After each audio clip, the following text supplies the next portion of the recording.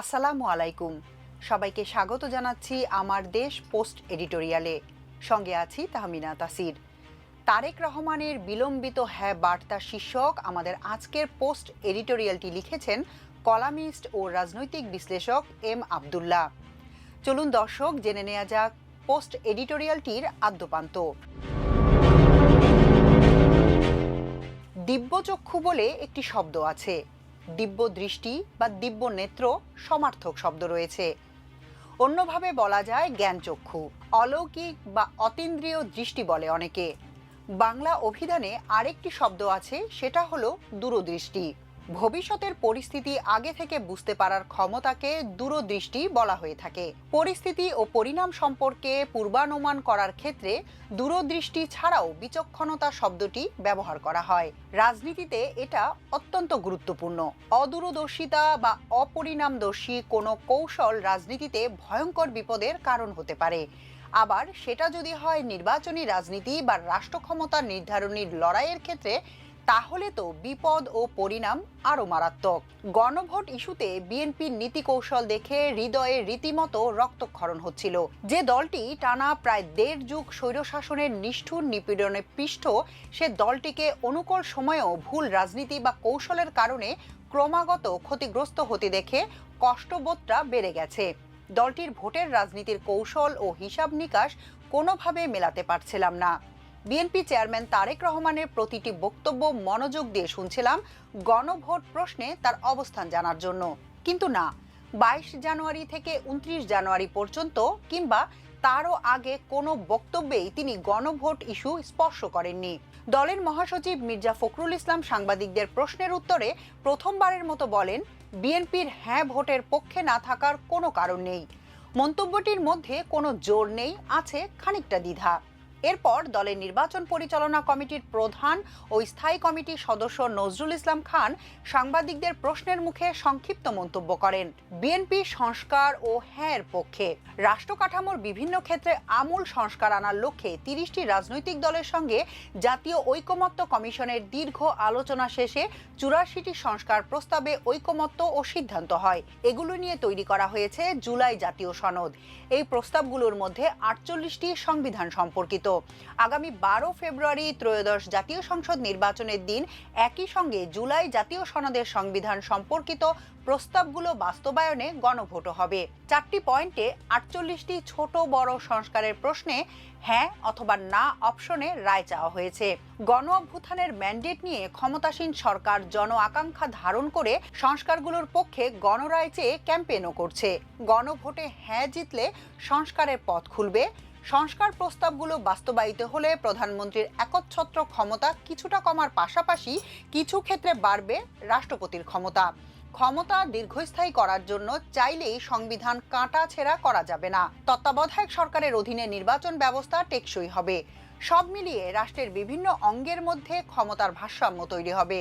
ওপরে বর্ণিত মির্জা ফখরুল ইসলাম আলমগীর ও নজরুল ইসলাম খানের বক্তব্যের পরও বিএনপির সোশ্যাল মিডিয়া অ্যাক্টিভিস্টরা নায়ের পক্ষে নানা যুক্তি দেখাতে থাকেন। কেউ কেউ ফটো কার্ড বানিয়ে লেখেন, আমি না ভোট দেব আপনি। টক শোতে বিএনপিকে প্রতিনিধিত্ব করেন এমন ব্যক্তিরা হাঁ ভোটের বিপক্ষে এবং সরকারের হাঁয়ের পক্ষে ক্যাম্পেইনের এখতিয়ার নিয়ে প্রশ্ন তুলেছিলেন উচ্চকণ্ঠে। এসব দেখে মনে হচ্ছিল বিএনপি আবারও ভুল পথে হাঁটছে। অবশেষে আনুষ্ঠানিক প্রচারণার ৮ম দিনে শুক্রবার রাতে রংপুরের সমাবেশে প্রথমবারের মতো গণভোট ইস্যুতে মুখ খোলেন তারেক রহমান। তিনি বলেন, ১২ ফেব্রুয়ারি নির্বাচনে ধানের শীষে ভোট দেওয়ার পাশাপাশি পৃথক ব্যালটে দয়া করে হ্যাঁ ভোট দিবেন। আরও জোর দেওয়ার জন্য তিনি জানতে চান, মনে থাকবে তো? তার এই ঘোষণার সঙ্গে সঙ্গে সমবেত জনতা উচ্চস্বরে সমর্থন ব্যক্ত করেন। গণভোট ও সংস্কার নিয়ে শুক্রবার রাতে দেওয়া তারেক রহমানের বক্তব্যটি বিএনপির অতি উৎসাহী ও নির্বোধ সোশ্যাল মিডিয়া অ্যাক্টিভিস্টদের জন্য হুবহু তুলে ধরছি। তারেক রহমান বলেন, বর্তমান অন্তর্বর্তীকালীন সরকার এসে সংস্কার কমিশন করে। বাংলাদেশের প্রায় কম বেশি রাজনৈতিক দলগুলোকে সেখানে আহ্বান করা হয়। বিএনপিও সেখানে গেছে। তিনি বলেন, মোটামুটিভাবে সংস্কার প্রস্তাব যেগুলো আমরা দিয়েছি, যা আমরা জনগণের সামনে অনেক আগে উপস্থাপন করেছিলাম, সেটাই কম বেশি ভাবে তারাও দিয়েছে। হতে পারে কোনোটির ব্যাপারে আমাদের সঙ্গে কিছু দ্বিমত আছে, কিন্তু আমাদের সঙ্গে যদি দ্বিমত থাকে আমরা লুকোছাপা করিনি। আমরা জনগণের সামনে প্রকাশ্যে বলেছি কোনটিতে আমরা সম্মতি দিয়েছি, কোনটিতে আমাদের অসম্মতি আছে। গণভোটে হাতে ভোট দেওয়ার আহ্বান জানিয়ে তারেক রহমান বলেন, অধিকার ফেরানোর জন্য আবু সাঈদ নিজের জীবন উৎসর্গ করেছেন, চট্টগ্রামে ওয়াসিম নিজের জীবন উৎসর্গ করেছেন। এরকম হাজারো মানুষ রয়েছেন যারা নিজের জীবন উৎসর্গ করেছেন মানুষের ভোটের অধিকার, কথা বলার অধিকার, অর্থনৈতিক অধিকার প্রতিষ্ঠার জন্য। তিনি বলেন, তাদের জীবন উৎসর্গকে মূল্যায়ন করতে হলে আমরা যে জুলাই সনদে স্বাক্ষর করেছি, সেই জুলাই সনদকেও আমাদের সম্মান করতে হবে। সেজন্যই আপনাদের সবাইকে অনুরোধ করব, ধানের শীষে যেমন সিলটা দেবেন 12 তারিখে, একই সঙ্গে আপনাকে যে দ্বিতীয় ব্যালট পেপারটি দেয়া হবে হ্যাঁ এবং না, সেখানে হ্যাঁ এর পক্ষে দয়া করে আপনারা রায় দেবেন। তারেক রহমানের এই বক্তব্যের সুরে বোঝা যায় তিনি সংস্কার ও গণভোট প্রশ্নে নিজেদের অবস্থান ব্যাখ্যা করার চেষ্টা করেছেন।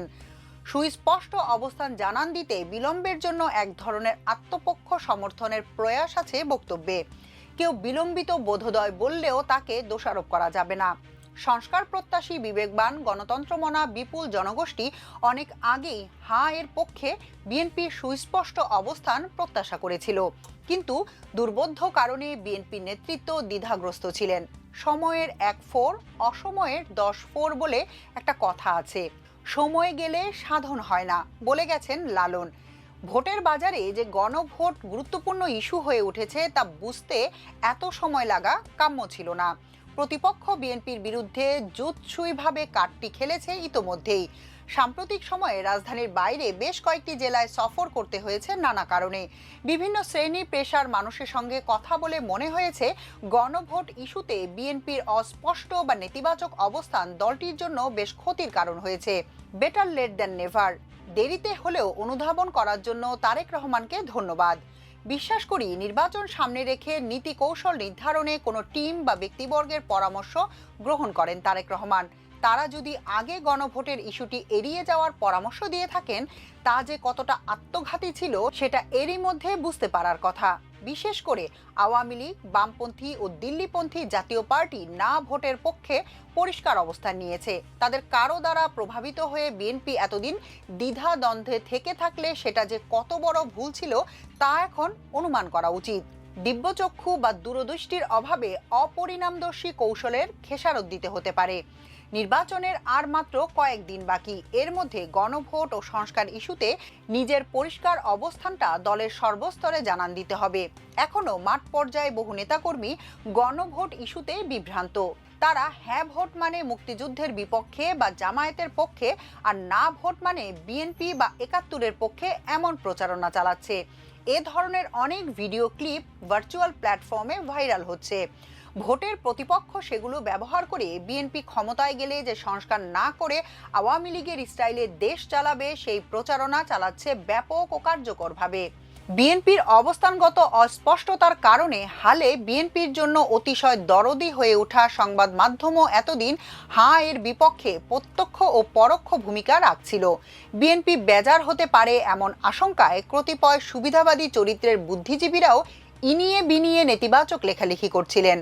আশা করা যায় তারা এবার থামবেন, রাষ্ট্র সংস্কারের পক্ষে ভূমিকা নেবেন। তারেক রহমানের বক্তব্যের মধ্য দিয়ে বিএনপির ফাঁড়া পুরোপুরি কেটে যায়নি।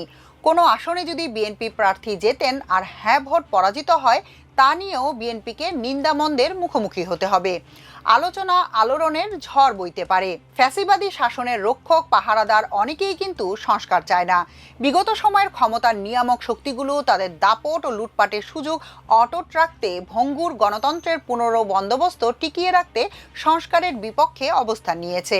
বাংলাদেশের আমলাতন্ত্র যে এখনো বিন্দুমাত্র বদলায়নি, সেটা তো একজন প্রভাবশালী উপদেষ্টার জবানিতেই আমরা শুনলাম।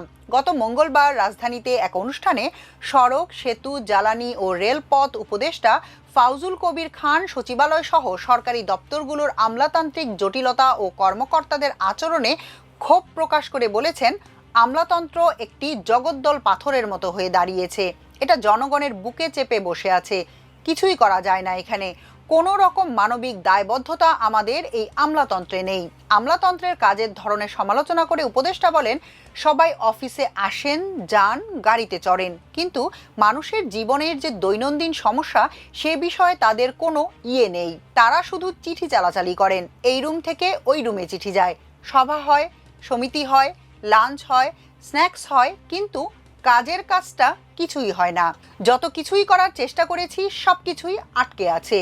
এই পুরনো বন্দোবস্তে কাজ করতে গিয়ে ভালো কিছু করার ঐকান্তিক প্রচেষ্টা থাকলেও অসহায়ত্বজনিত ক্ষোভ থেকে বিদায় লগ্নে উপদেষ্টা যে ক্ষোভ ঝাড়লেন তা নতুন সরকারের সময় যে ভোজবাজির মাধ্যমে উড়িয়ে দেয়া যাবে তা নয়।